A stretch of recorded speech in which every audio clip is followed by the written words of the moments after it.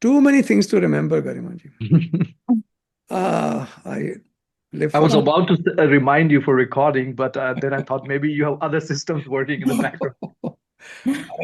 we have another system that records the screen. Hi, Sumanji, welcome. Thank you for joining.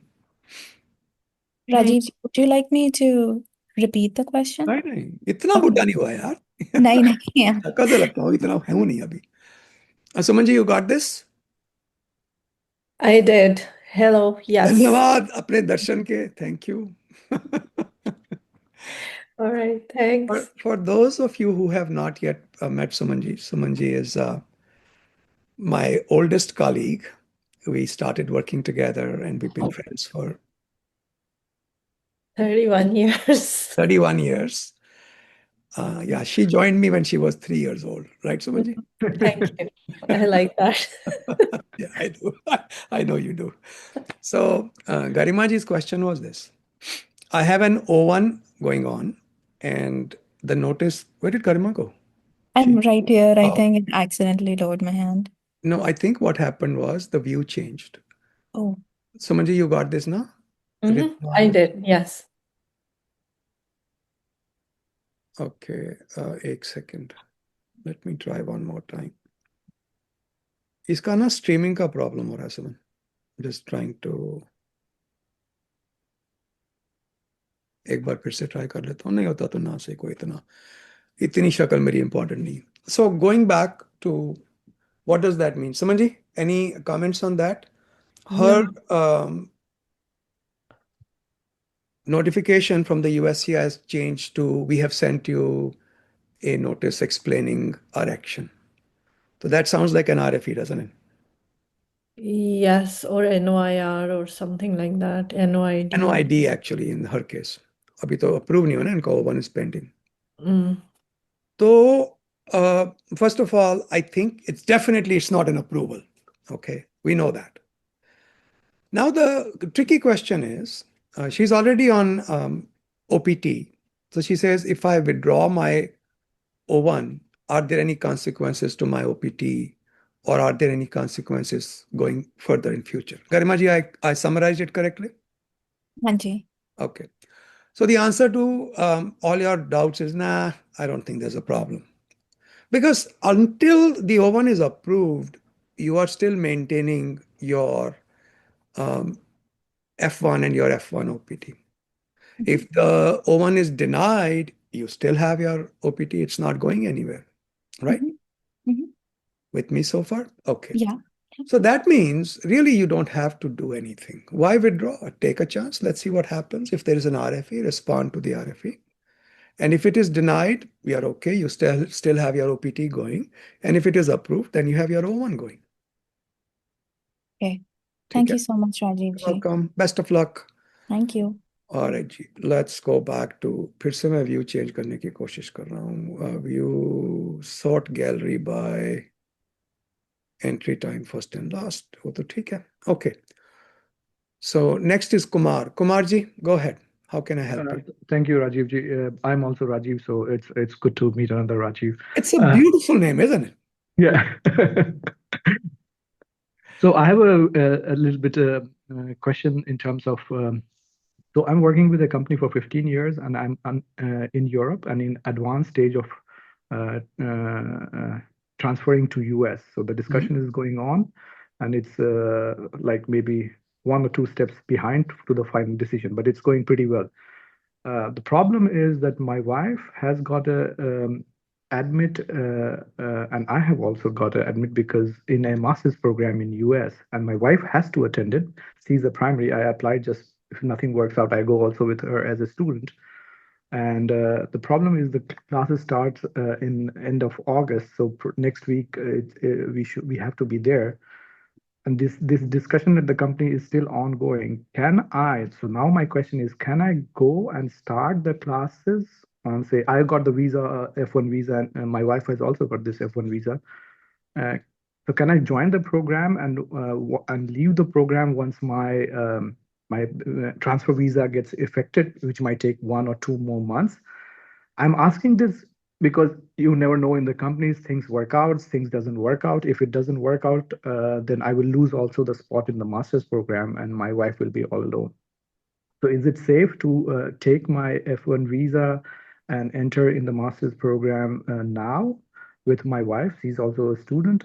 And then when the company transfers me, then they can transfer me from this period to that period. And I'm utilizing my leaves, which is pending. I have quite some leaves pending. I've kept my leaves to utilize during this period, so 1 or 2 months of buffer time. Is that a right approach to go about it? Because I don't want to be in a legal trouble saying that I worked from US or something like this. Well, you're on leave, right? So you're not going to be actively working. Yeah. So I don't see any problem with this. My only question is when you said visa, I assume you're talking about L1, right? Yeah, that's the L1 visa. They Yeah, are going so to. absolutely. And if on L1, if I remember correctly, H1 for sure you can do it. On Mhm. L1 also, if you decide to work and study part-time, you can do that. Yeah. Okay. The only concern, just one last follow-up, is that is it possible to move from say L1 to so from F1 to L1? I Oh, yeah. dropped out of the program. Easiest thing is you'll go back to your country of permanent residence or whatever residence. If you Mhm. stayed in Europe, go back to Europe or India. Just get an Mhm. L1 visa stamp and come back, or you can also get the L1 visa stamp from a neighboring country. Okay. So it does not create any legal trouble for a No, company, attorney, or something like this. not at all. So enter on F1 visa. That's what would you would say? Not. Yeah, I don't see any problem with that because you're Okay. entering with the good faith intention of studying, Mhm. and then later on you can always change your mind. I don't see any problem with that. Okay. Thank you. Thank you very much. You're welcome. Best of luck. Sumitji, go ahead. Hi Rajiv. So I will explain my timeline, which is getting complicated. Okay. So I'm on F1 visa and I started working on around in 29th of July and I have applied my STEM OPT. And after working for the STEM OPT, um, my employer has recently announced layoffs and I was impacted, unfortunately. However, my H1B is selected in this lottery season and it would effective on the 1st of October. And my last day at employer with the employer is on the 22nd of August. Okay. So, I have already filed STEM OPT extension before my OPT gets expired. Okay. So for example, if I don't get any employment after 22nd of August, what would be um, my my my status of my visa and uh, Well, what have you used the unemployment time on the total 150 days you have? Have you used any of that? I used just 15 days initially. That's it. After that, I haven't used any. So you can easily be covered by that, right? Because you have 150 days total. So by the time those 150 days are hitting you, you are already in October 1st and you've got your H1B going, right? I don't see any problem. Um, so ideally, there are two cases where H1B might be get revoked because the employer is not with me Now anymore. that's a lot more complicated because if they are going to revoke it, tell them to revoke it now so that, and tell them to please try to expedite that so that it is revoked before October 1st. Exactly. If Yes. it gets revoked after October 1st, it Then might. you are on H1B and you can try to do a transfer. Yes, Hopefully that would work because the policy from the government is quite iffy on this. We don't really know how it's going to go, but you can certainly try. got it. Um, okay, yeah, that's it. That's all Best from. of luck, Ji. Thank you. Thank you. Jatin. Oh, sorry, Jawad first. Jawad ji, go ahead. Hello, sir. Am I audible? You are. Good morning, sir. So this question is about business. So on SEM OPT, can we start a business? If yes, does it have to be a software product because I'm a master's graduate, or Okay. it can be like a e-commerce website or something? So it's a tricky question to answer. I have a young lady who has started her own work and she's going on STEM OPT for a business in which she owns equity, but she's got a supervisor because you need a supervisor to train you who can fill your I-983 for STEM OPT. And I would say that it's far more tricky than it is on first year OPT or even on H1B. Okay. The question is, can I work in an area other than my major? And the answer is no, because STEM OPT and OPT are for you to gain experience in your own major. Okay. Okay. So I'm making an app right now, sir. So does that qualify as me working in my own field? Like, that app is basically a product, and it's a software product. So if I'm developing that and publishing it and earning money through that, can I, like, is it possible for me, like, law-wise, and also can I sponsor my H1B through it? I would prefer that you have a local green card holder or US citizen who is also a technical person to supervise you, even though you own equity in the company. They should be able to supervise you, provide you active supervision so that they can sign your 983. Okay. But as far as developing the app, obviously, if your major is technology or computer science, this is in your field. Okay. Okay, sir. Thank you so much for that. Oh, you're welcome. Best of luck. Jatin ji, go ahead. Thank you. Thank you, sir, for having this session. It's really helpful. My wife got laid off from Intel around 14 days ago. Okay. She is on H1B, and the thing is now, like, we are looking for a job. But in case she doesn't find it within the 60 days, that is September 30, should she switch to H4 or B1 B2? Given that I'm on H1B, I don't have an I-140 approved though. Okay. Now, this should go under the category of a frequently asked question. We pretty much cover it in every gathering we've had so far. I just want everybody to remember there is always a risk you could get a notice to appear, an NTA. Jatinji, are you aware of what NTAs are? Not completely, somewhat, but not. So the NTA is the beginning of a deportation proceeding. Mm. It has multiple complications, but so far there are a couple of things that are working out well for people. One, NTAs are not being issued in every case. NTAs are being issued in some case. And I would say minority of the cases where somebody gets laid off on H1B. Number two, when they are issued, they seem to be resolved rather quickly. Because there was a time when between the NTA and the hearing, you could have months and months and months of waiting. But every NTA that I've seen so far, it has been scheduled within 2 to 4 weeks of the date of the notice. So that means it gets resolved relatively quickly. And the third thing is, I have so far not heard of any NTA that went beyond one hearing. Because one, you have the 60-day grace period. Two, you may have already something going on. So what I recommend to people is when they are in this situation, first of all, it is always preferable. H4 is a stronger visa for many reasons. H4 is better, F2 is better. So derivative visas are better, L2 is better. But if you don't have a choice, go ahead and file a B2, but file it as quickly as you can. Don't wait till the end. I was so far telling people, wait till the 50th, 55th, 56th day. Don't do that. Because I would rather have you have something pending if there's an NTA issued and you can show it to the court that, look, we have a case pending, and that's the end of it.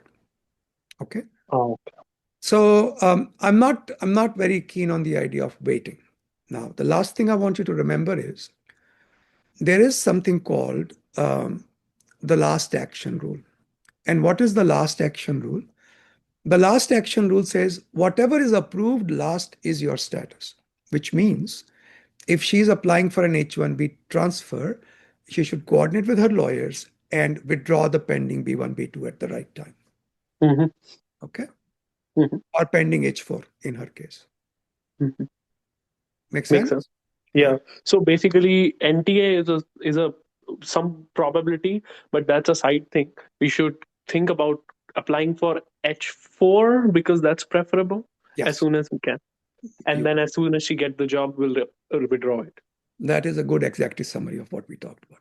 All Wow. right. Thank you so much. Very structured. Thank you so much. Of course. My pleasure. Patel ji, Patel ji. Hello, sir. How are you, sir? I'm doing good. Thank you, sir. So I had a quick question. So essentially, I had already asked this question before, but there's a caveat there. So I was on B2 visa. I got laid off, applied for B2. Company A filed for H1B from pending B2 to H1B, started working there. Then B2 got approved.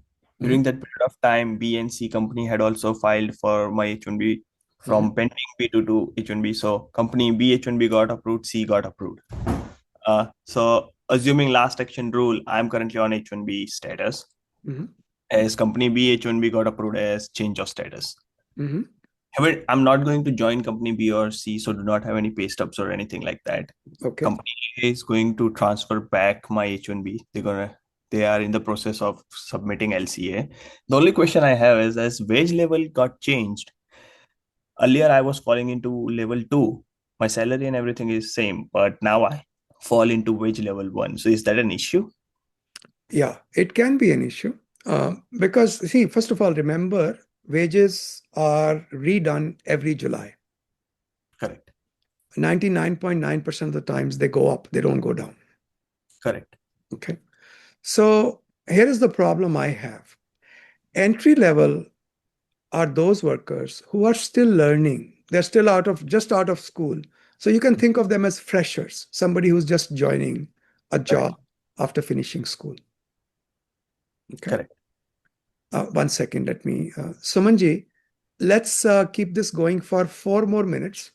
At 12:35, let's stop admitting people because I have enough people here I can handle. Okay. And after 12:35, you can also log off if you want.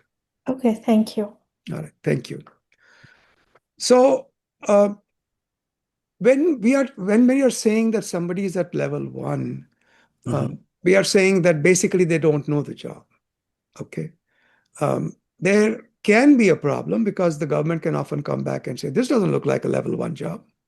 Okay. And if earlier the job was approved at level 2, and again, I just want to remind you, this is not your problem. It's more of a company problem.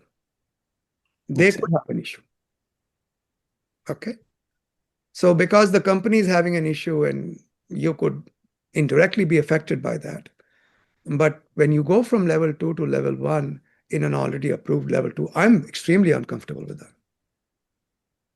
Okay. But isn't like a new H1B transfer is considered as a new petition? It is. But you said the same company got an H1B approved for you at level 2, right? Yes. Yeah. So here I am at one place, I'm saying my worker is going to be a level 2 employee. And all of a sudden, a few weeks later, I filed the same case as level 1. It's not a good thing to do. Got it? Makes sense. And so is it arguable or something like that? Like if they give an RF? If you were my friend or my brother, I would tell you, bilkul nahi karna. Don't even touch this. Makes sense. Okay.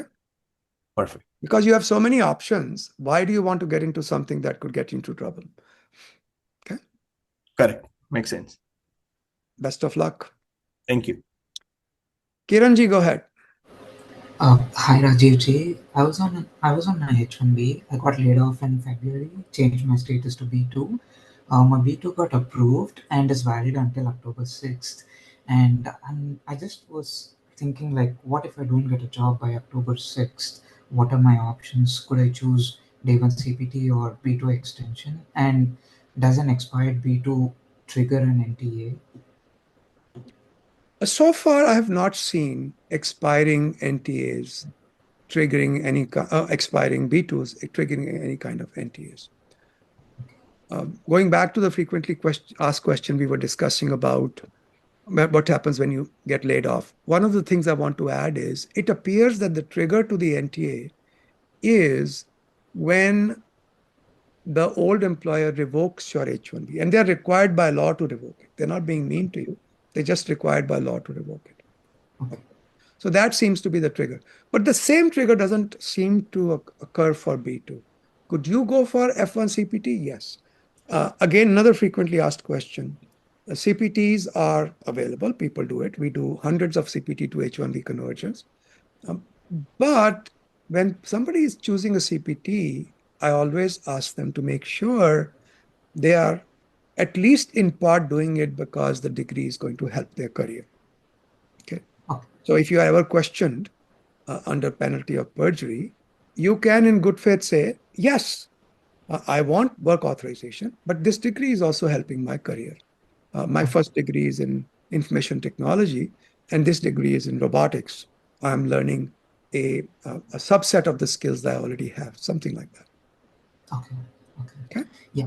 One follow-up question. So, I think the converting from H1 to B2 is archived, but so hypothetically, I fall when I'm extending, so I'm just extending from B2 to another B2. So, would that be a problem, or how does it work? So the problem is there's no way to know how the government is going to deal with a B2 extension. Before this, I know people who got extensions without any problem. Okay. Okay. We just don't know how this particular government is going to deal with it. Every day they come up with new ways to torture people. Okay. But I am I still can apply for a B2 You extension, can. right? Yeah, Yeah. absolutely. Nothing stops you from trying. Okay. Yeah. Thanks Best a of lot, luck. Rajiv. Thanks. Best of luck. Please put your hand down. Meenal ji, go ahead. Or is it Minal? It's Meenal. Hi Rajiv ji. So मैं अप्रैल से maternity leave पे चली गई थी and मैंने सिर्फ company से request किया था कि मेरा जो लोकेशन है वो चेंज हो सकता है क्या from New Jersey to Illinois. तो उन्होंने I didn't know, I was on vacation, तो मुझे पता नहीं था कि कंपनी में ऑलरेडी लेऑफ्स चल रहे हैं। ओके। तो उन्होंने मेरा देखा कि मैं ऑलरेडी छुट्टी पे हूँ 3 महीने से, सो दे डिसाइडेड कि वो मुझे भी ले ऑफ कर सकते हैं। सो अभी तक उन्होंने But hold on, Meenal ji, aren't you protected under the Fair Medical Leave Act? Yes, but अभी मेरे वेकेशन खत्म हो चुके हैं। Family Medical Leave Act, not Family Medical Leave Act. So your vacations are over, your FMLA is over? Yes. Have you looked at the state law? The state law may have a longer period of FMLA. No, I have not checked that. Maybe a good idea to look into the Family Medical Leave Act under the state law. Many states have longer periods for FMLA, and you might be covered by that. But go on. So now, what is your question? So longer period than 12 weeks, you are saying? Yeah, it could be. Okay. So another question is, before going on vacation, I asked them if they are going to do my extension, H1 extension. It is expiring in September. So they did say that they have initiated the process. But yeah, I believe it's my bad. I didn't follow up with them when I was on maternity leave, and I just assumed that they are going to do it. But now when I'm asking them about my status, they are not answering if they have done it or not. And since the current situation is they are already laying off people and they are already evaluating my profile as well, I believe that they might have not done my extension. So what can I do in this situation? I'm trying to find new job, but I have very less time. Okay. What is your Pati Parmeshwar's status? Yeah, he's also on H1 right now. Why don't you convert to H4? Yeah, I will do that eventually. No, do it now. Okay. So if I hold on, Meenal, yeah. 1 second. Okay. If they let you go, they'll revoke your H1B. If they revoke your H1B, that's a trigger for an NTA. But if you have an H4 already pending, you're far safer. Okay. That's what I would like you to do. All right. And one more question. So for example, I'm looking for jobs, and by the September, I'm not able to secure an offer, and it might, for example, it comes in October, it happens that a company is willing to hire me. So if my H1 is already expired, can they still transfer my H1B? They can apply for the transfer, and if by the time your H1B is decided, the transfer is decided. Mhm. Your H4 is not already approved, the government will ask you to go get an H1B visa stamping, or before you can start working. If you already have a visa, you just take a flight out and come right back using that visa and the new approval, and you are fine. So it's not the end of the world. Okay. Okay. So yeah, all I wanted to know is if my H1 is expired, I can still look for jobs being on H4, and my H1 transfer can still happen after September as well. You can. And I can hear the baby. Is it a boy or a girl? It's a girl. How's she doing? She's doing good. गुंडागर्दी पूरी है कि नहीं? Not really. Best of luck. You'll be fine. Yeah, thank you. You're welcome. Bye-bye. Karthik ji, go ahead. Good afternoon, Rajiv, Karthik. I had texted you in March, I think in February. I was texting you while I was flying back. So when I came to India for a Diwali celebration, and since my project was almost come to a close, and I had a valid H1 visa till this September. So when I was trying to fly back to get into another project, they took me for second level screening. And CBP officers were a little bit rude. And they said that they will inform my parents and known associate, but they didn't do the due diligence. All I heard is like, hey, your employer is doing some fraudulent activities. I cannot tell what are the information Okay, that sorry, Karthik. I can barely hear you. There's a lot of echo. Is that like a disco effect, or what is going on here? I think the room is like that. Is it okay right now? It's much better. Yeah, I felt like I was in one of those 70s discos. Okay. No. So the CBP officer just informed me saying that you need to go back, and your employer is doing some fraudulent activities. We cannot let you in.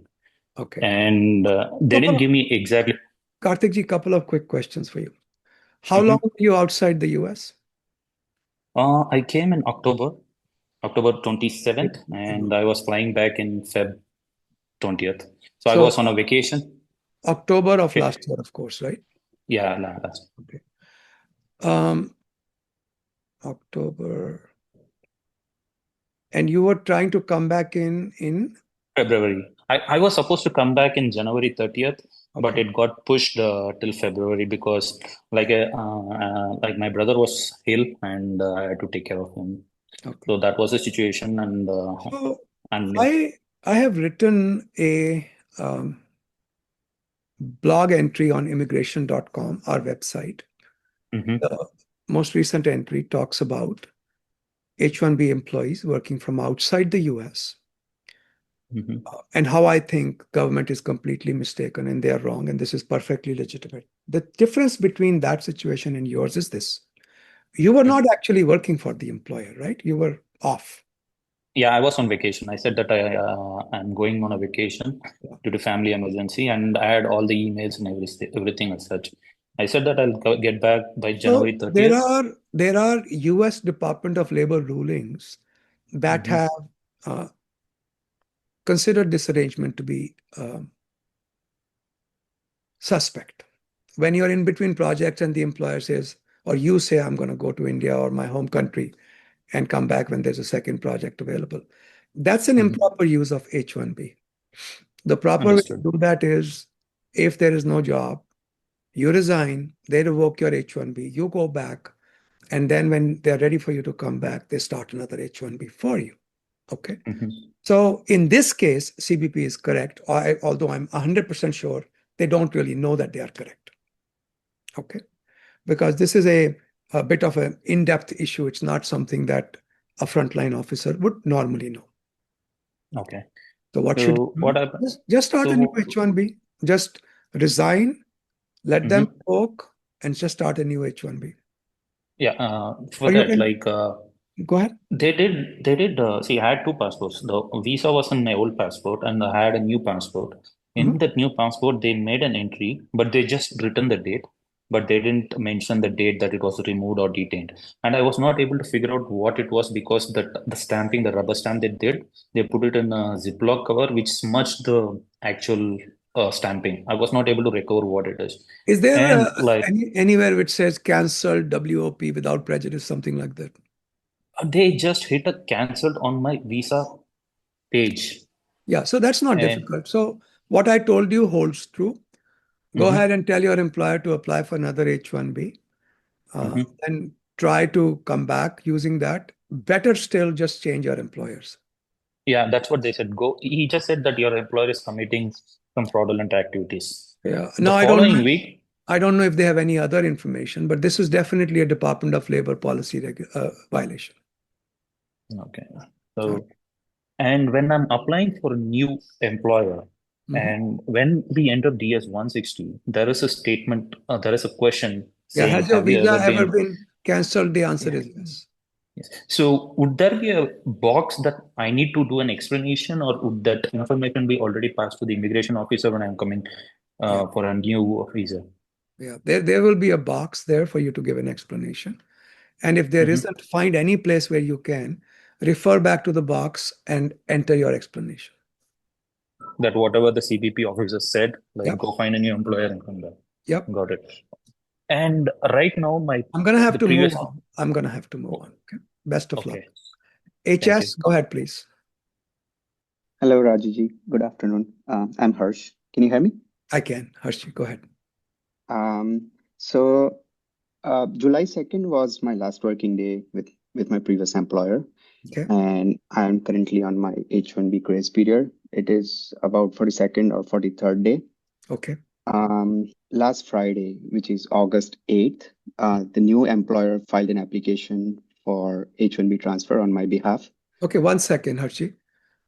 Did they start the LC or have they already filed the H1B? They have filed the application. Good. Okay. Yeah. Excellent. So my question was, should I take an action towards change of status for H4? No. Okay. I don't think that's necessary, because if the application has already been filed, in my opinion, in right now in this environment, I don't even know if my opinion has too much value. But if it were my case, if I was doing it, I would not file anything else. You're okay. Okay.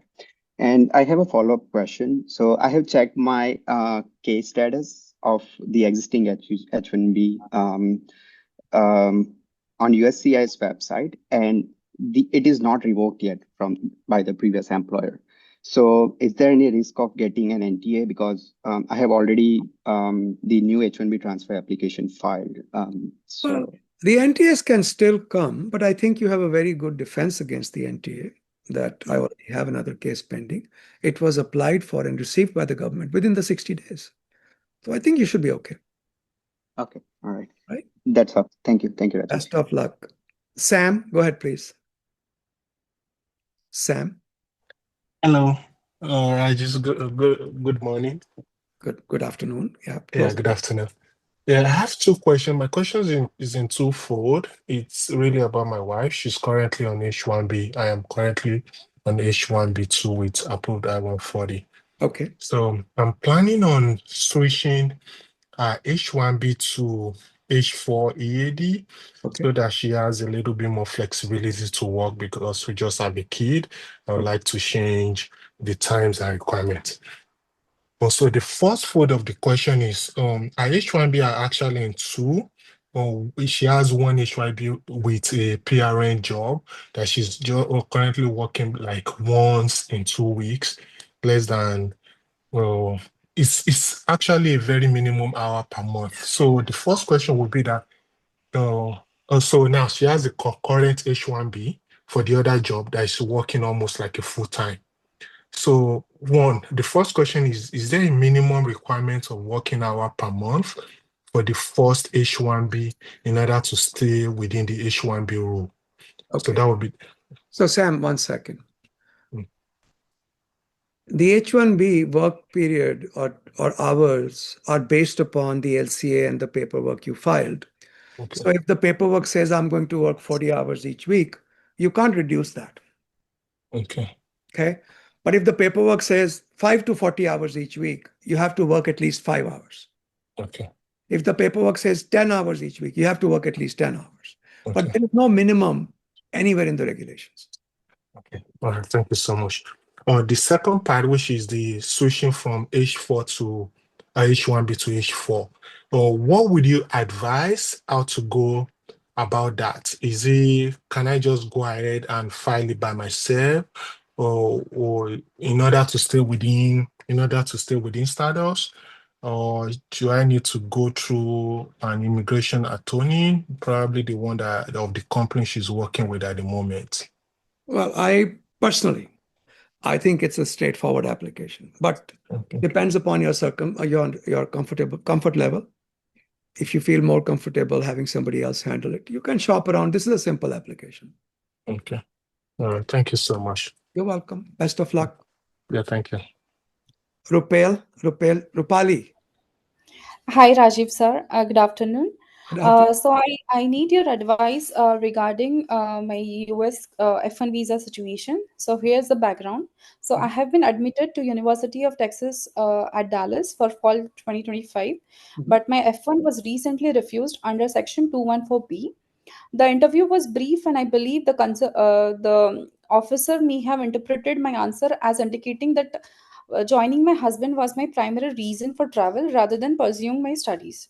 So my husband currently he is in Dallas on F1 visa on OPT status, which is valid through July 2026, and he has graduated from the same university. And I already hold a valid B1 B2 visa, and I have visited to US 3 times. 2 were for my personal visits and 1 were for official. So the most recent visit was about staying for 4 months with my husband. So now, since my visa got rejected, I'm planning to defer my admission to spring 2026 or fall 2026. Also, I'm considering whether to reapply for F1 or to apply for F2. So I would appreciate your advice on the possible approach. So based on my history and the officer's possible concerns, what risk factor should I address, and how would you rate my chances if I reapply for F1? Or what specific documentation, preparation, or strategy has helped clients in a similar situation?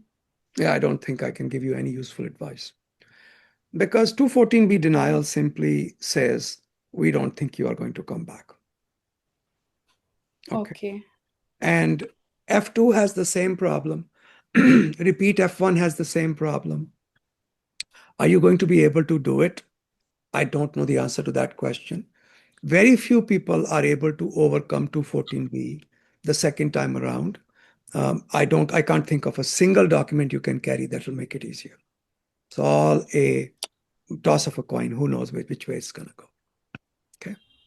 Okay, understood. Thank you so much. Best of luck, Ji. Thank you. You're welcome. Ananya ji, go ahead. Ananya? Yes, hi sir, Ananya here. Can you hear me? I can. Yes, ma'am. Yes, sir. So basically, my situation is very different and unfortunate. I was in the US for like 2 years, but I recently had to come back because of the new rules that Trump came up with. Like whoever has misdemeanors or any small activity and you're fingerprinted. So I was one of the students. I did my master's from NYU and I went there in 2023. I was working on campus, got a job as well. So I will just tell you the timeline about what had happened. On 3rd of April, this April, I basically got a full-time job after staying up till 4 a.m. applying for all the jobs like every other student does. I was very happy. I applied for my OPT also because I was actually late. I was about to graduate on the 14th of May.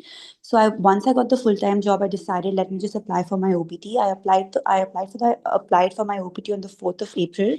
The same day I get a call from my DSO saying that Ananya, due to the past misdemeanor, and that's also a different long story. I don't think so you have too much of time, but just cutting it short. And then she says that your service has been revoked and you have to leave the US because they will also revoke your F1 visa. So because of the misdemeanor, and actually it wasn't the misdemeanor done by me, it was a miscommunication and a misunderstanding. It was somebody else, but I got blamed for it. Then I hired a bunch of like attorneys. I didn't hire, actually, I have family there. So they're practicing lawyers, so they helped me. The misdemeanor was off the hook. And then I came back to India. I went back to the US. But after the 31st March ruling, 4th April, I get a call from my DSO saying that you have to get back. I decide to come back to India because I was very scared. Like I'm 24, 25, I'm away from home.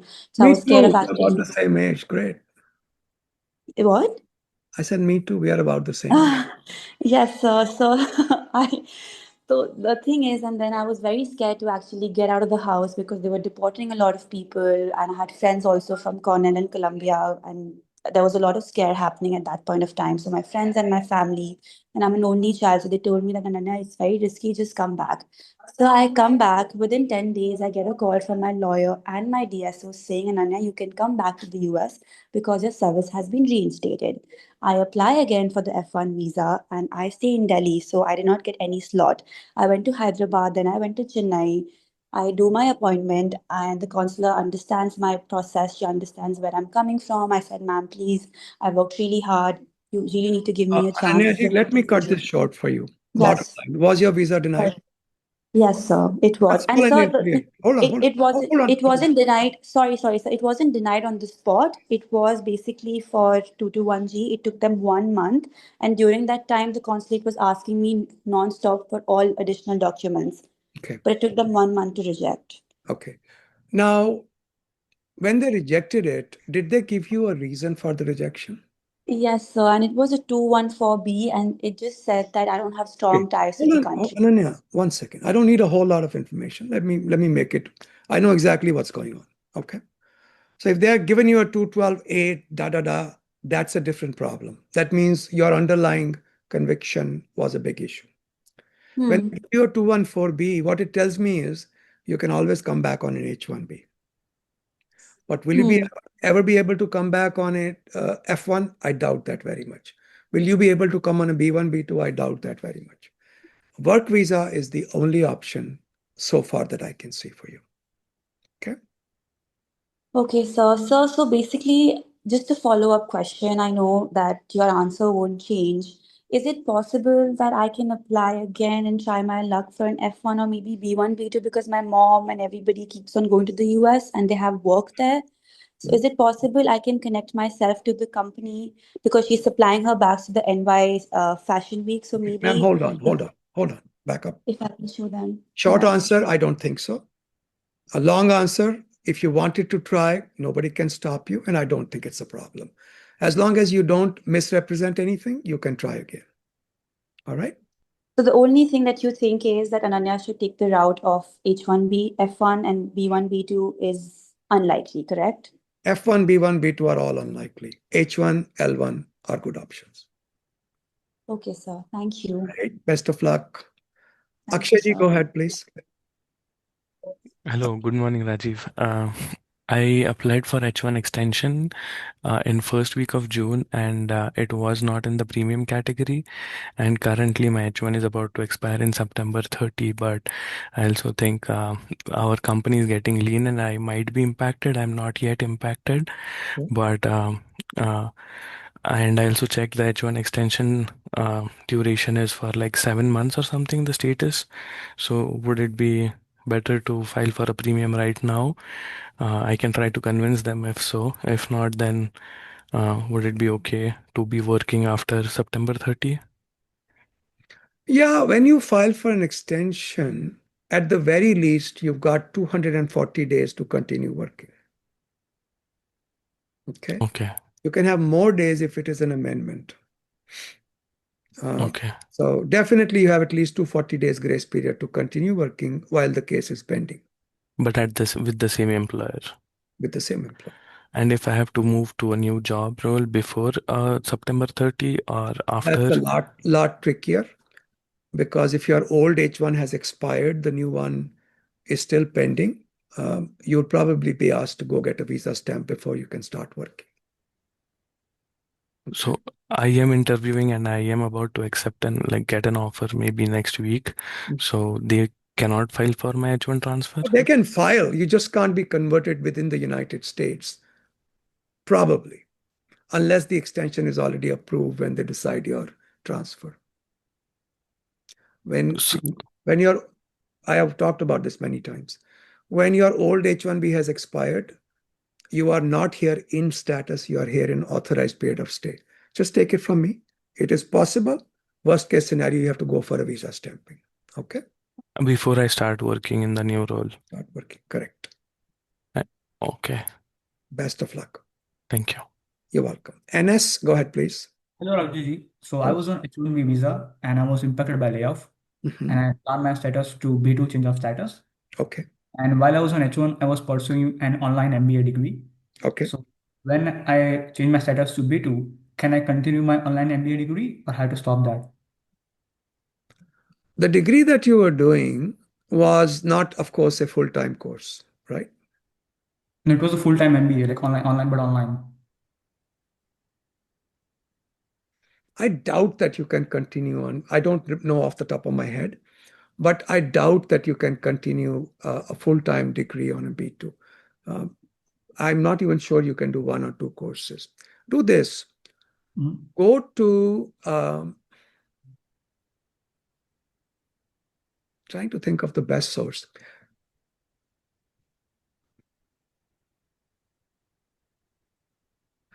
Try going to the any consulate website, any US consulate in the world, and look at the activities permitted under B1, B2, or B2.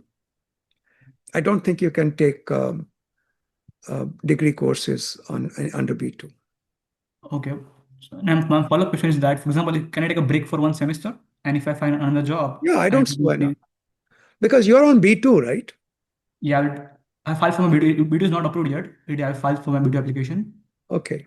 So yeah, you should take a break. I think that would be the better thing to do. And when I find a job, I can just transfer back to the H1B and continue my degree. Only if your B2 is approved. If not, you'll have to step out, get a visa, and come back. Okay, got it. Thank you. Best of luck. Ridhima ji, go ahead. Ridhima? Hey, hi Rajiv ji. So this is my friends actually Zoom link. My name is Aksha. So my question is that I'm doing day one CPT and this year my H1B also got approved. So I'm a bit confused. I was thinking to go for stamping, but I'm really confused. I'm not understanding at this moment with the day one CPT and the immigration thing going on, the scrutiny and all. Like, would you advise to go for stamping or what should I do? No.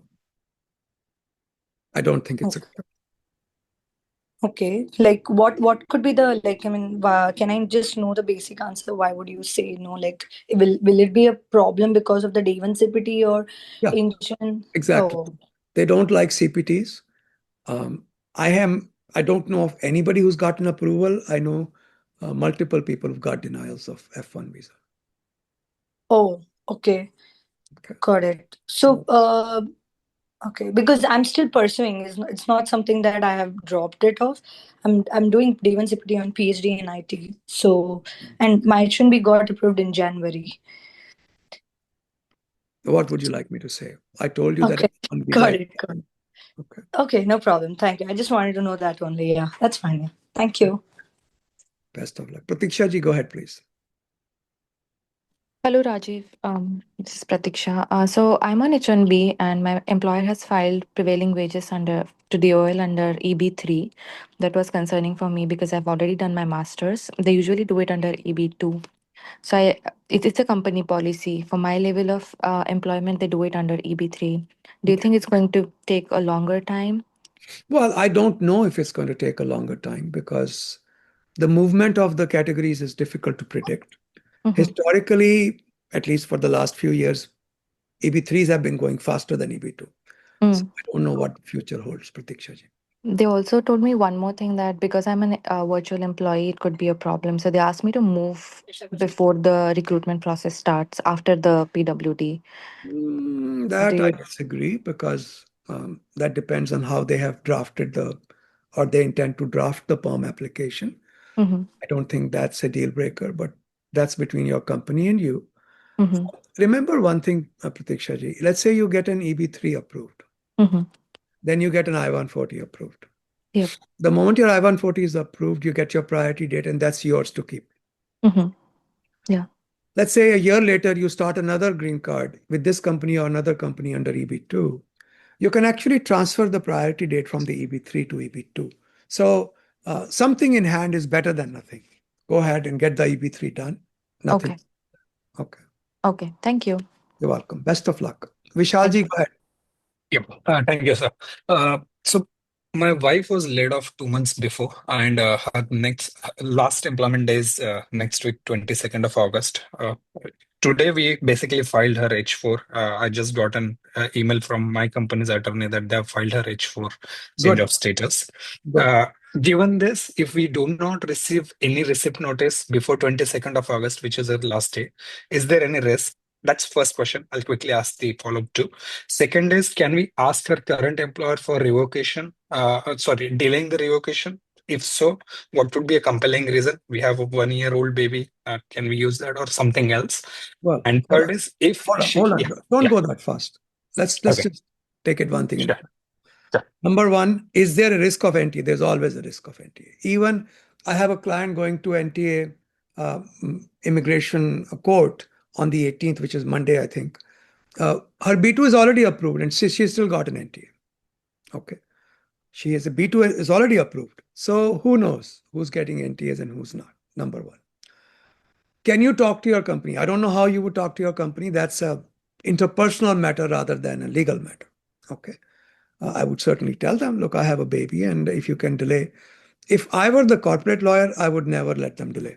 Why? Because if they don't revoke the H1B, they are supposed to be paying your salary. Okay. Got it. So that's not something I, as a lawyer, would let the company do. Go ahead with the third question. Yeah. Third question is, if she gets a job after 22nd of August and H4 is still in progress. So what would be the step after that? This is part of the same set of frequently asked questions we were discussing earlier. The answer is that if she gets a job, she'll apply for an H1B again. And there's only one, the worst case scenario, she'll have to go outside USA and come back with an H1B visa. That's the worst case scenario. Because if the H4 is not yet approved and the H1 grace period has expired, government will not change her status within the United States. You can certainly ask them, but they probably won't. And the worst case scenario is you have to go outside and come back. Okay. But for the H4 that we already applied now, she can continue to stay in the US. That's not a problem, right? In days when laws meant something, that's exactly how it is. Got it, sir. Thank you so much. Best of luck. Thank you. APPY. Go ahead. Hello, sir. Thank you for hosting these office hours. A little bit of context. I'm on H1B visa. First 3 years are expiring at the end of September this year. Due to various emergent family issues and also business travel, we were not able to file the extension until now because I was out of the country frequently during this year. I have another business travel that I need to do starting August 29th to September 7th, so in the coming 2 weeks. My company has committed to filing premium processing for the extension. So my question is there any risk to filing the extension after I'm back on September 8th? When does your current status expire? September 30. Yeah, I think you'll be okay. Just make sure you carry a letter from the employer. And if I were your lawyer, I would give you an approved LCA copy to show that you are ready to file when you come back. Yes, the LCA is certified. Okay, thank you so much. Best of luck. Thank you. You're welcome. Devakarji, go ahead. Thank you, Rajiv. I have two questions. First question is, my company is applying for my I-140, POM got approved. If I leave the company within 180 days, and if the company decides to revoke, will I still get to keep my priority date? Yes, you will. Okay, only the I-140 benefits will be gone if they revoke it. And is it required by law for them to revoke, or it just It is not required by law. But what happens is it's a little bit more convenient, especially if they are doing multiple green cards. Okay. It's a startup, so okay. Anyways, that's one thing. Okay, second question. I got my O1 approved, and the company which I worked for my O1 petition, they forgot to apply my dependents change of status. Ouch. And they told me once it got approved, and they suggested me to step out and then get a stamping. And I sent my wife out within 2 days. She got her stamping and came back. Good. With my kid, I had a younger kid who has medical dependency, so we couldn't take him out soon. We did apply for NPT. But the child is India born or US born? 2 kids. The elder kid is India born, and the younger one is US citizen. The younger one has medical dependency. Okay. Now we did apply for NPT, and after 3 months, we got hit with a NOID because we couldn't. So the attorneys who applied for my O1 did not give any explicit statement saying that it was their mistake. You applied for Nunk Pro Tunk for the child with the medical dependency? No, No, the Indian. the other one. Yes. But he's under the age of 18, correct? He's 6 years old. Yeah. So any children who are under the age of 18 don't have an unlawful presence bar. He can just go get a visa stamp, no problem. Yeah, that's what my question is. Now, should we fight the NOID or No. we just go out and... Why spend more money? If you have lots of money and you want to see what happens. No, it's enjoy they the told fun. like... No, don't waste money on that. Just go get visa stamp. All right. And another question is, since he's under 18 and then school and other stuff, do we have the flexibility of like take another 15 days or 20 days and then plan our exit and then get a stamping, or we have to do it before the NOID actually gets confirmed? Yeah, I think it's okay to take a little bit of extra time. My problem is these guys, I don't know when they are going to issue an NTA. Okay. Sumanji, okay. 1 second. Suman Basin.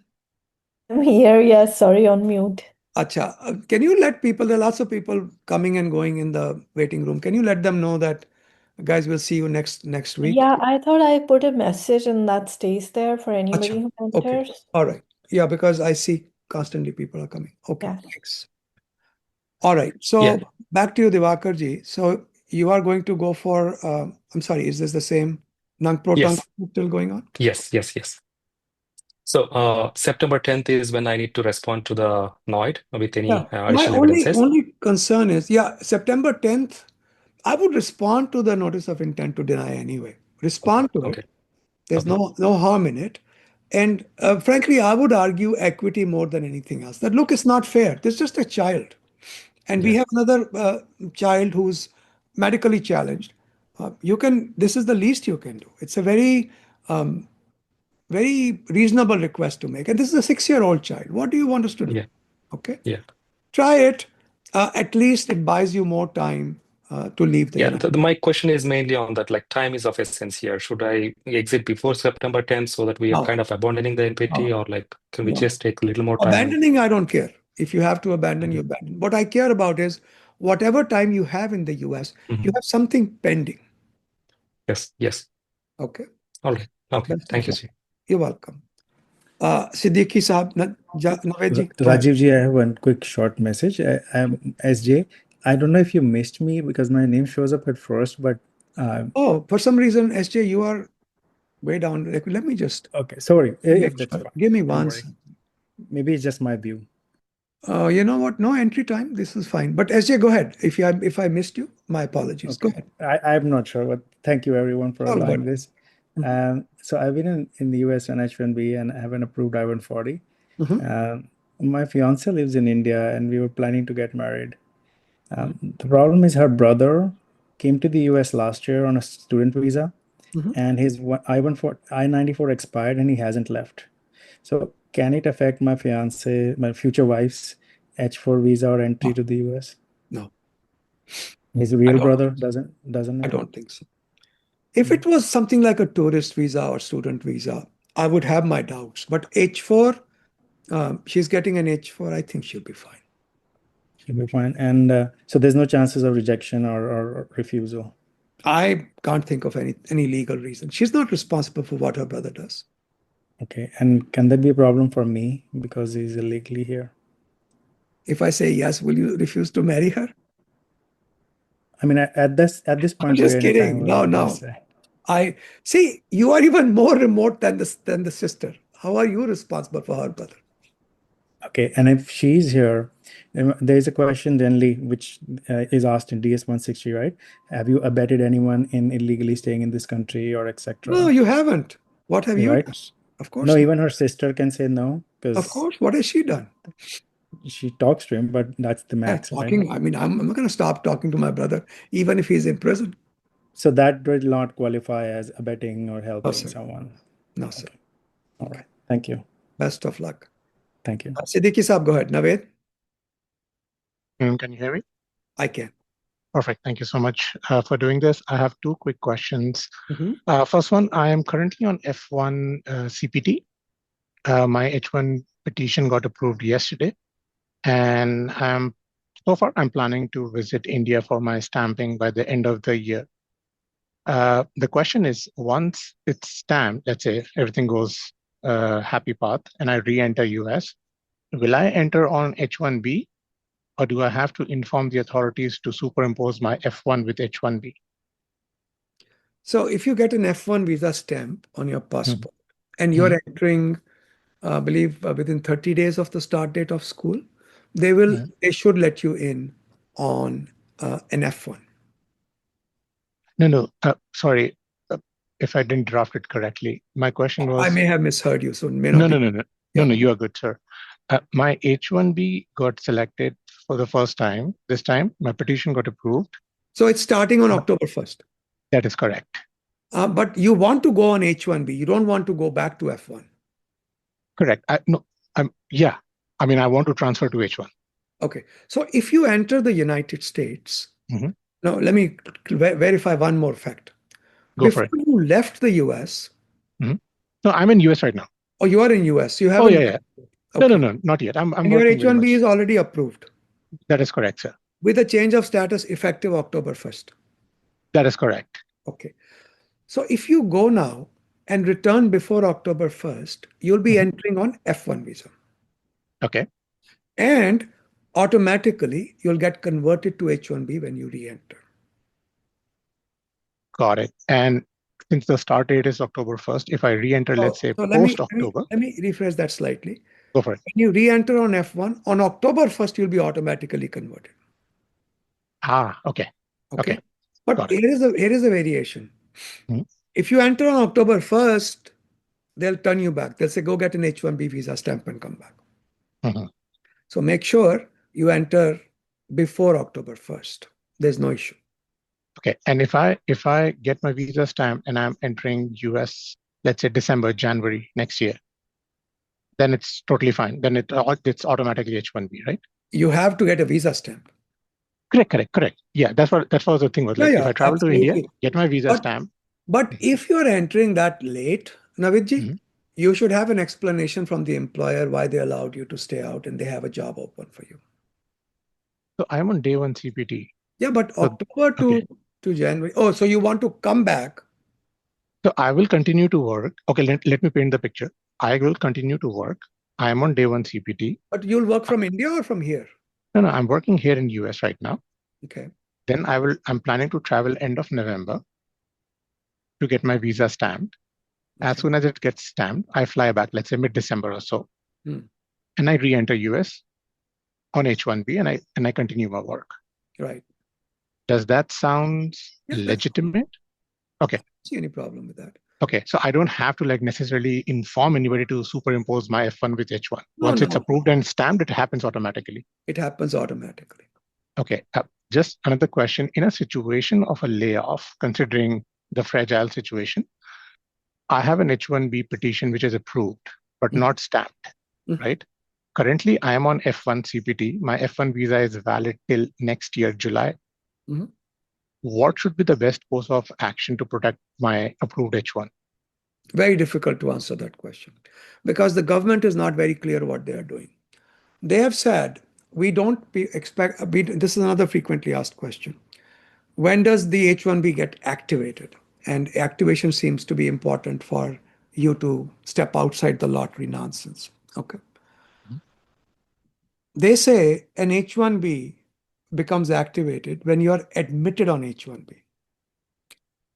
Admitted means either your status is changed or you get a visa stamp of H1B visa and come back to the US with an H1B. So far, they have not categorically said you must join the employer. We believe that to be the next thing they'll say. Okay. So the answer to your question, what can you do to protect your H-1B? Just make sure you are in the US when October 1st comes. And this we are talking in terms of a layoff scenario. Change of status. If there's layoff before October 1st, I think your lottery will be gone. Understood. Okay. Thank you so much, sir. Appreciate it. Because what happens is they have to revoke your H-1B. That's the law. And if they revoke it, they'll revoke it before October 1st. Otherwise, they are liable for all sorts of things, like giving you a one-way ticket back to your home country, paying your salary for even one day. So they're not going to do that. They'll probably revoke your H-1B. Understood, sir. Best of luck. Thank you so much. You're welcome. Nisargji, go ahead. Thank you, sir. I have a question. So I am currently on F1 CPT, and my course is ending in the month of Feb next year. My company is currently planning to move me to Canada this November. So based on the current changes that we're expecting for the H1, which is going to be the paycheck base and so on, would you recommend going for a second A1 CPT or just continue with the path of Canada and then L1 for now? L1 is the best way to go. If it's an L1A, Nisargji, it will be L1B. Oh, I don't like that too much. But still, it's better than just waiting for H1B to the lottery and all that. So I would do the Canada path. And if you can do it, also start an immigration to Canada as well. Okay. And a follow-up question to that is my fiance is in US right now. She's on H1. She hasn't got her I-140 approved as of now. So the question is, and we recently read your this comment about 60-day plus timeline.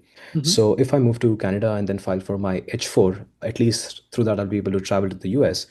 Do you know from the Canada's perspective, is there a similar timeline that we have that you cannot work outside Canada for 60 days or something like that? I do not know anything about Canadian laws. Okay. Thank you, sir. Sorry. Deepika ji, go ahead, please. Hi, Rajiv ji. Good afternoon. Good afternoon. Currently, I'm on an H1B visa and I was laid off. And now I'm in my 60-day grace period. And also have plans to apply for a B1, B2 visa. So my question is, if there is a possibility of securing a new project with my previous employer and my H1B petition has not been revoked, will I be able to rejoin the same employer and continue working under the existing petition with the amendment changes? That's a difficult question to answer. Let me think about it for a moment, Deepika ji. Sure. Look, if they continue paying your salary and then they hire you back with the same job description, job location, job title, salary, they can do it. That's not a problem. That's just like a paid vacation. Okay? But if they have stopped paying your salary and they have revoked your H1B, they'll have to apply for an H1B again for you. Okay. Okay. So a new transfer needs to be filed. New H1B transfer or... These are all names given to different check boxes. Don't Okay. worry about so much whether it's a transfer or it's a new H1B or it's an amendment. Don't worry about all that. So what if they don't pay me and also my H1B petition has not been revoked? Phew, that's a... Let me think about that. They haven't paid you. They've broken the law, but the H1B is still valid. If you join them within the grace period of your H1B, I think you are okay and they owe you the salary. Okay. They don't pay you, they are breaking the law, you are not. Okay. Okay. But if you go outside the 60-day grace period, they have to file an H1B for you. Okay. Got it? Okay. So it's not a transfer, it is a... It goes And you are getting into the check boxes. Don't worry about Right. Okay. it. Okay. Best of luck. If my B2 gets approved, again, it's the same case, right? And then it's an H1B change of status. Okay. All right. Yeah. Best of luck. Thank you. You're welcome. Nikitin ji, go ahead. Nikitin Sethi. Hello, Rajiv ji. Thank you very much for hosting this call. I had a question regarding surrendering a green card. I've been having a green card for last 4 years, I And think the time. did you email me or did you? Yeah, we were trying to email and coordinate the timing, but something did not work out. My wife was trying to coordinate that, but I said, okay, let's try on this call today. Yeah, that's just as well. Because I do remember getting something on LinkedIn or email. Yes, that's correct. So the timing is a little bit of an essence for us. Honeycomb, We are tell we me, are tell we me. are looking to relocate to Dubai, and I have certain investments that I'm going to realize in profits once I relocate to Dubai, move my entire investment portfolio to Dubai. So my question is, when I surrender the green card, when I submit the papers to Minneapolis, what is the date when I'm not a resident, a tax resident of this country? Mm. So there are two different issues here.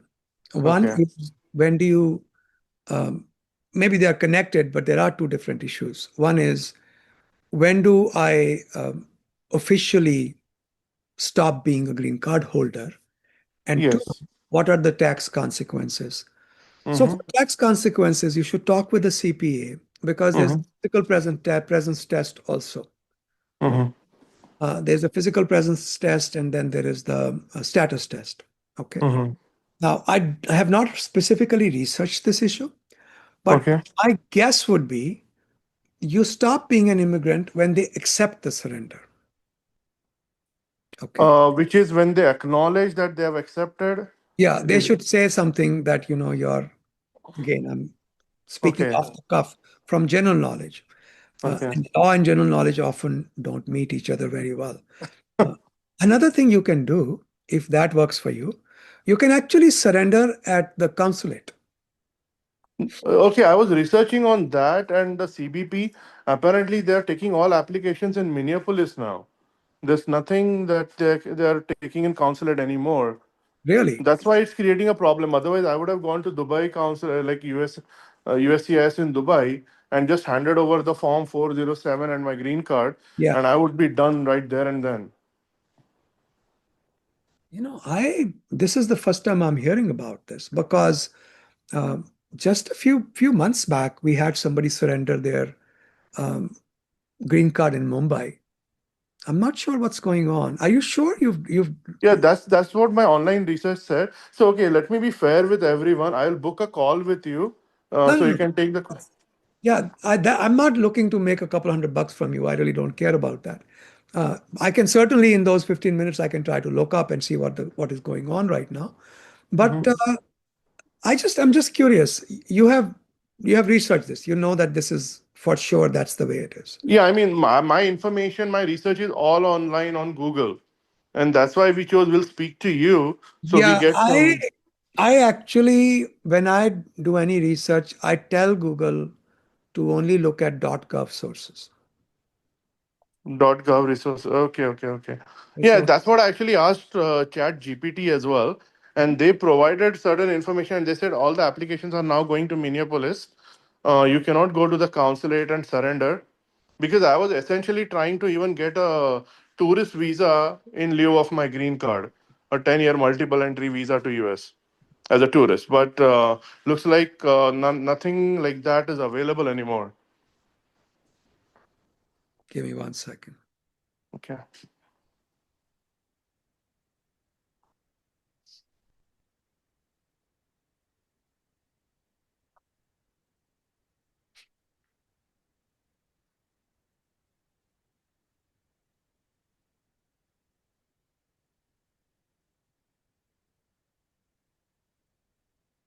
Yeah, I'm still seeing that you can do it at any consulate.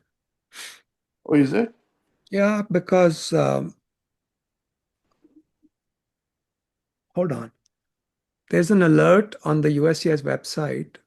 On June 16th, we changed the filing location for Form I-407 to the USCIS facility in Minneapolis. Yeah. But that's another facility which was doing it. That's just a change in the facility. I don't think it should change the consulate. Where to file? 3 Intake Way, Minneapolis.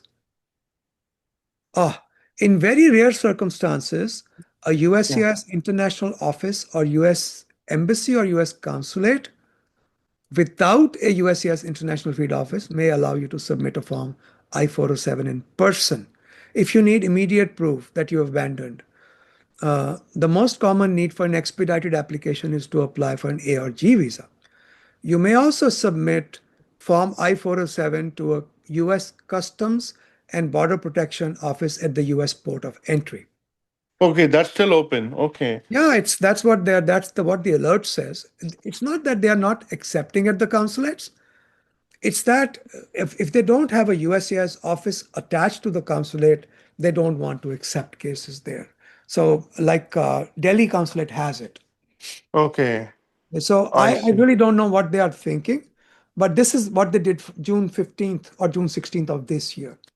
Okay, I see. So the day when I Here's what you leave do, from Mhm, and Nikitinji, mhm, go to a CBP office. Okay, go mhm, to CBP deferred inspection office. mhm, There's plenty of them. Every airport has them. Many of the bigger cities have them. And mhm. ask them, how can you surrender your green card? Oh, okay, okay. And do you think it will be possible, like the day when I choose to leave United States for good? You should check with them because otherwise, how would you stay legally in the US? Yes, yes, that is true. Yeah, so check Okay. with them. Yeah, email me. Let me know what they say. Okay. Yes, I will. I will definitely let you know. Thank you very much for your time. Best of luck. Thank you. Bye. Mayuri ji, go ahead. Hello, Mayuri. Rajiv sir. Yeah, Mayur here. Thank you so much for this community call, first of all. And yeah, my question, my situation is I'm currently pursuing my PhD and I'm on day one CPT. My H1B got picked this year after 4 attempts and it got approved also under premium category in June 2025. But with in-person mandate thing going on, unfortunately, I couldn't continue and I had to resign as I'm in the different state.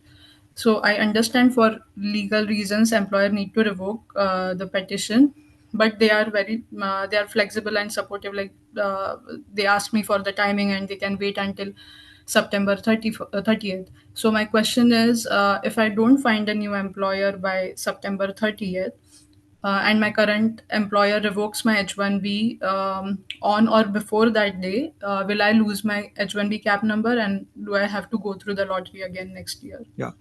So this is also a frequently asked question. We've discussed it Mhm. pretty much every time we've had a conversation here.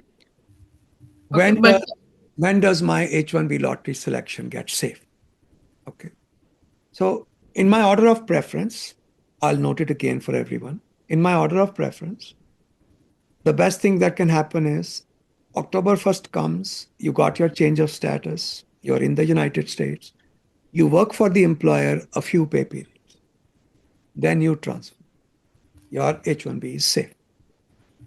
Second preference, if that is not possible, at least work a few days for the employer after October 1st. If that is not possible, tell the employer to revoke the H1B at least a day or two after October 1st, even though you've not joined them. Okay. The next preference is tell the employer not to revoke your H1B before October 1st and you try to transfer before October 1st. Okay. And the least preferred is that they revoke on September 30th because then you're out already. Mhm. But what is the ideal timeline to withdraw that H1B if I I want to just retain told my you, existing F1 after savings? October 1st. But my DSO mentioned if you want to maintain your existing service, Huh. then it has to be revoked before. That is a different case. Now there are two different priorities here. One is to try to preserve my CPT. The other one is to try to preserve, my OPT or CPT. And the other one is to try to preserve my lottery. I talked about the lottery part. Hmm. If you want to preserve your CPT, revoke as quickly as possible. Okay. Because if it goes past October 1st, you would have lost your student status. Okay. But would I be able to use that cap number for the You can't have cap it both exchange? ways. You can't have it both ways. You either select the H1B and focus on that and try to get that revoked after Okay. October 1st, then you have lost your F1 status. or you try to preserve your F1 status by getting the H1B revoked as quickly as possible.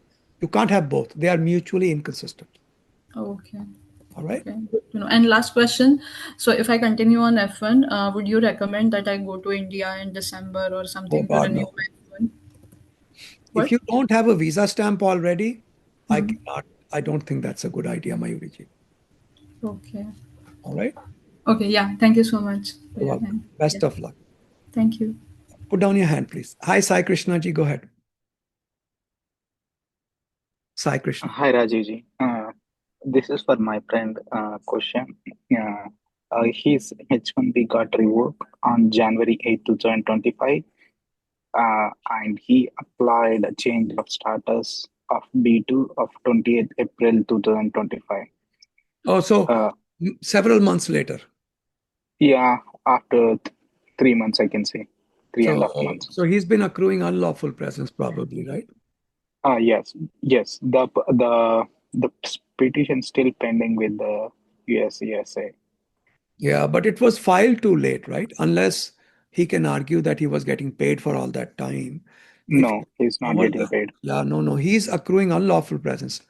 180 days of unlawful presence, he will be barred from entering for 3 years. 1 year of unlawful presence, he'll be barred for 10 years. Okay. So if that B1, B2 get approved, then he has They won't approve it. he won't approve.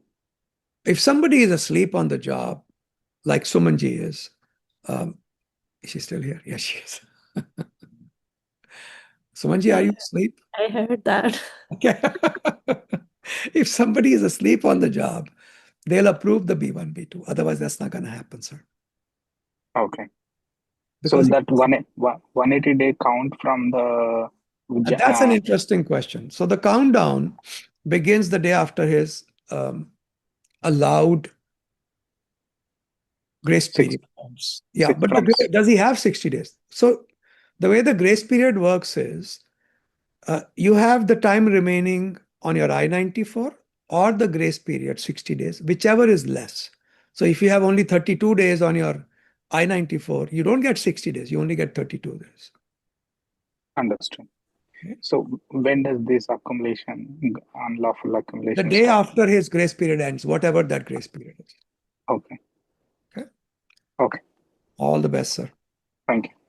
You guys are all very good friends. I would never spend this kind of time for a friend of mine. Like, nobody's that important. Vigneshji, go ahead. Rajiv, my spouse got terminated due to pregnancy discrimination, where she was on L1B and the company got to know about her maternity leave plans, and immediately they asked her to return to India, stating that the client ended the project, but actually that was not the case. They requested the client to end the project because she's on leave. Okay. So right now, I would like to bring this to notice to any of the concerning authority or someone. You need to talk to an employment lawyer. Okay. You could go to lawyers.com, martindale.com, avvo.com. I like Avo in some ways because you can get at least some direction without having to pay for it. And I have a follow-up question on that, because if we were to proceed something legally with the employment lawyer, so in future, if we were filing for I-140, do we need any details from the previous employer Yeah, which we need to go you through? do need experience letters, but if for some reason you can't get it from the employer, you can give the reason why you can't get the letter from the employer and get instead affidavits from co-workers or supervisors who know what you did. So there's a workaround. So these experience letters has to be got. Can we get it before starting I-140 process, or you can get it now? Does the experience letter has to say that this employee worked for the period of time with them, or Yeah. it has to be detailed or something specific? Yeah, it should be quite detailed. It should minimally tell them this employee worked for us from this date to this date, no less than 40 hours each week, and this was their job title, and this is the duties they performed, as detailed as possible.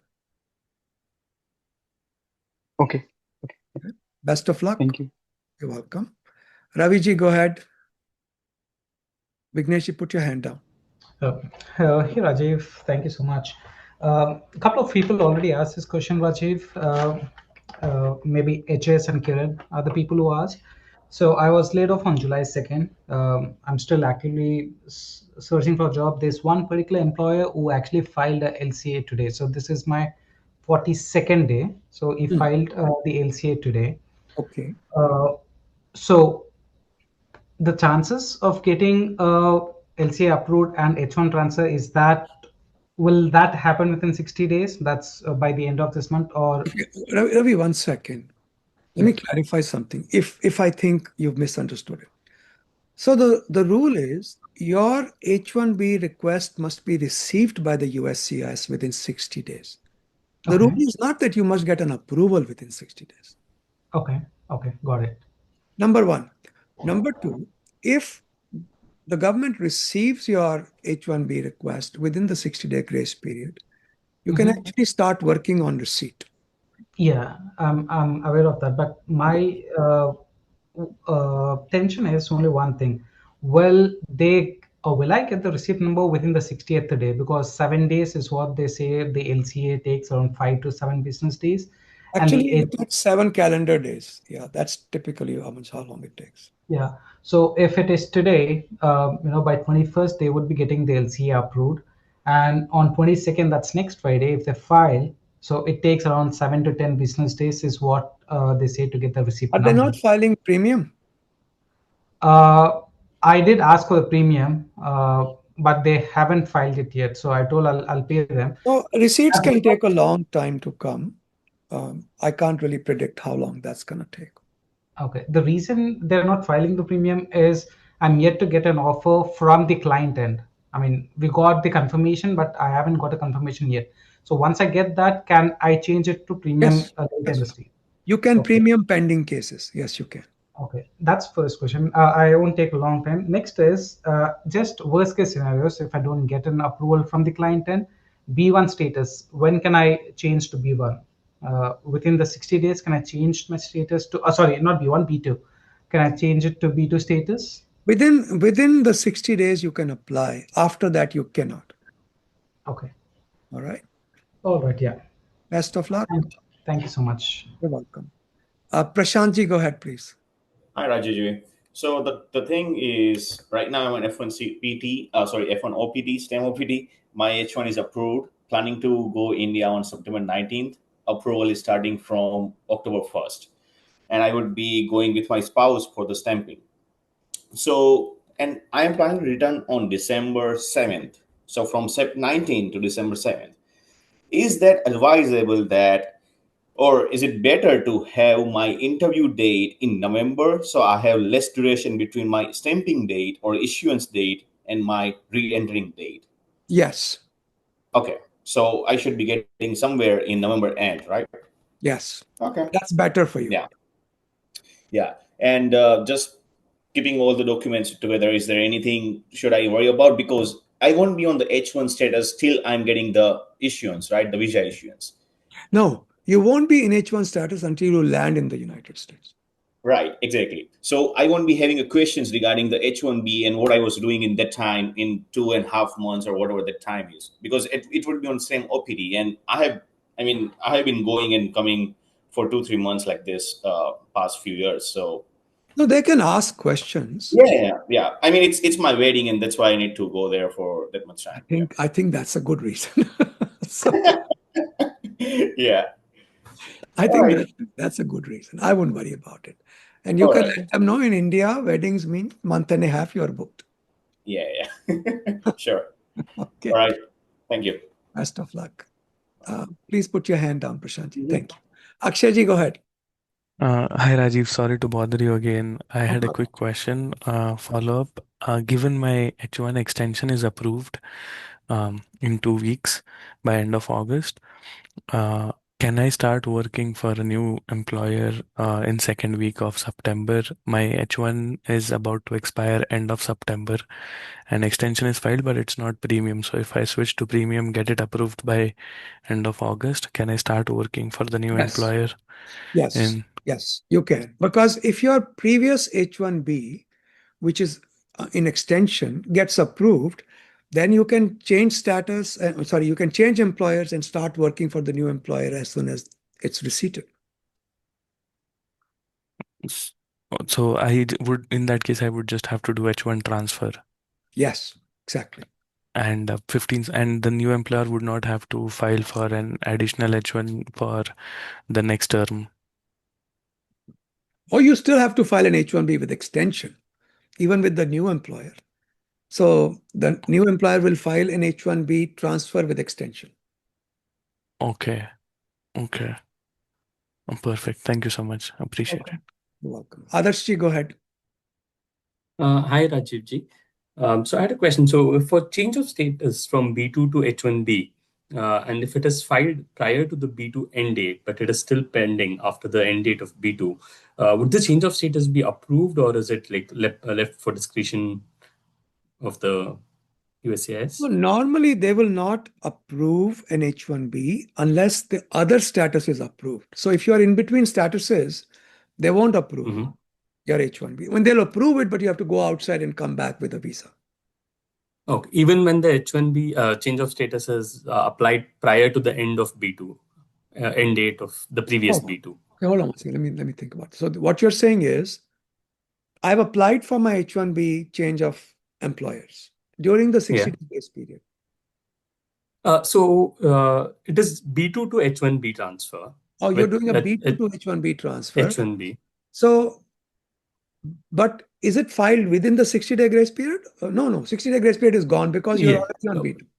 Yes, before the B2 expiry date. So B2 was approved. It is not yet expired. Somebody has applied for B2 to H1B change of status. Yes. And the B2 expires during the pending. Yeah, that should be fine because you filed in a timely manner for the H1B. Okay, so the change of status can be approved. Should be approved, yes. Okay. All right. Okay, got it. And it's like if it's premium processing, it would be better, right? Yes, of course. Yeah. Okay. I was just I wanted to confirm on that. You're fine. Yeah. Harshji, go ahead. Thank you. You're welcome, sir. Good afternoon. Good afternoon. So my situation is that I was on H1B. I was laid off. I filed for B2, and I have an employer who is willing to do a H1B transfer from B2, but they have still not initiated the transfer process. I do not know when they are going to do that.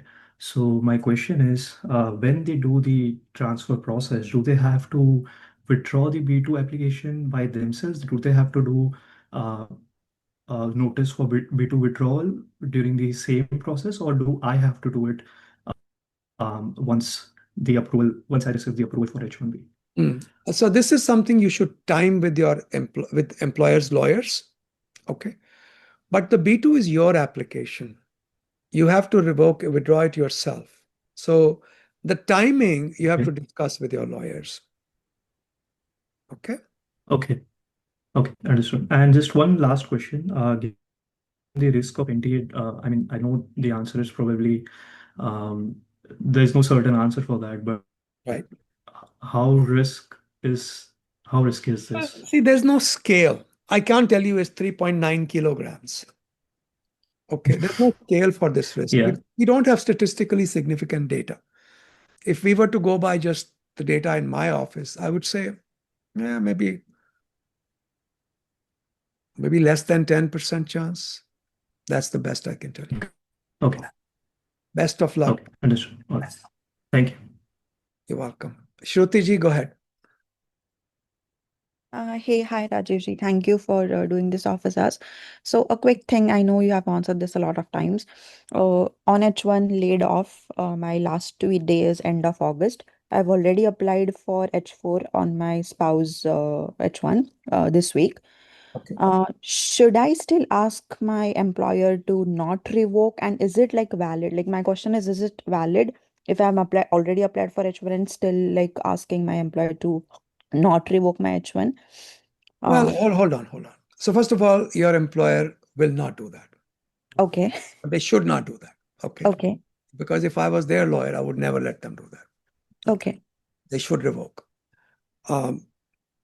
The only thing the revocation or not revoking would be helpful for you would be that revocation seems to be a trigger for the NTAs. So if they don't revoke, maybe you won't get an NTA. But the problem is, unless they are paying you for it, they shouldn't be keeping you on an active H1B. So what is my best bet here to, so I have File for an H4 as quickly as possible. So H4 is already applied. First take care. That's all you can do. Nothing else. Now pray very hard. Okay. All right. Okay. Yeah. Okay. Best of Thank luck. you so much. Thank you. You're welcome. Last call of the day, guys. Lankalaji, go ahead. Lankaji. Hi, Rajiv ji. Thanks for this opportunity in the last moment. Right now, I'm on my F1 visa, but also I'm having a approved H1B in consular process. So it was approved in May 2024, but I came to US in 2023 September. So I was in mid of my masters. So at that time, I didn't apply for the change of status. So after completing my masters in December 2024, my employer said that there was no open positions right now, so he can't hire me at that moment. So I've moved on to F1 OPT. Okay. So and it's time to I have 4 more months to apply for STEM. So I heard that few of the applications were rejected who were having H1B consular process. Their STEM OPT is getting rejections. I'm not sure on this, but I heard. No, that's not true. So STEM OPT should not be rejected. If you have a consular processing H1B, STEM OPT is automatically gone if you have a change of status H1B. Okay. So do I need to apply for change of status, or else do I need to go for STEM OPT if still my employer doesn't have any openings at the moment at the time of the STEM OPT? I think your H1B is pretty much gone. Even if the employer had an opening, it will be difficult to see how the government is going to treat that, because you were approved in 24 and you're trying to get into the H1B in 25. You may have a reason that I was doing my master's degree, but I think that H1B is iffy. So I think OPT and STEM OPT are safer. Okay. Okay. So there are no cases as of now, right, for the STEM OPT rejections? Okay. You can also double check with your DSO. The way the service system is set up is when you apply for change of status, the service automatically puts you in revocation. Okay. Thank you, Rajiv ji. Thanks for this. Welcome. Best of luck. Thank you. Guys, good to see you all. See you next Thursday. Sumanji, thank you for staying all the way. I appreciate it. Yeah. Guys, I can't stay back anymore. Sorry. I gotta go. Okay. Thank you. Bye. See you next time. Bye. Thank you. Bye. Have a good day. Thank you Thank for your you. time. Thank you.